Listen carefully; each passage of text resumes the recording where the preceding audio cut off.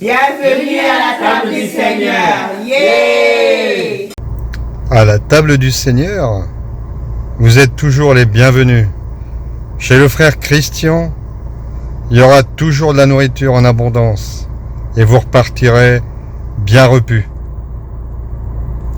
Mais le Seigneur ne viendra pas pour chercher un groupe. Non.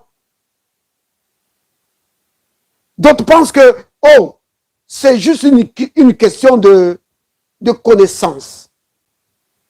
Si je peux très bien expliquer la Bible, si je peux très bien expliquer les choses de la Bible, le Seigneur, quand il va venir, va dire, oh, toi tu connais tellement ma parole, viens, je te prends.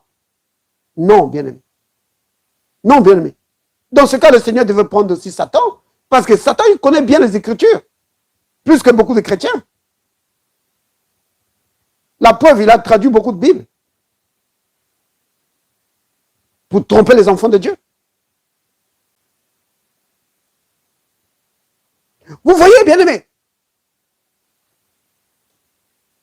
le retour du Seigneur, l'assurance, ce n'est pas bien expliquer la Bible, non.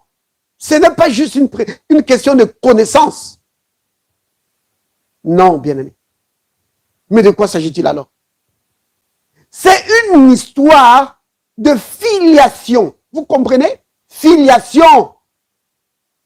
C'est-à-dire que tu dois être lié à lui. Tu dois être membre de sa famille. Vous comprenez? Quand un papa, il décide d'aller en vacances avec sa famille, il n'y a aucun membre de sa famille qui va rester. Il va prendre sa femme, il prend les enfants. Et certains, ils prennent même les chiens avec. Vous comprenez? C'est une histoire de filiation. Tu dois être en lien avec lui. Si tu lui appartiens, alors tu n'as rien à craindre. Vous comprenez? Ce n'est pas une histoire de connaissance.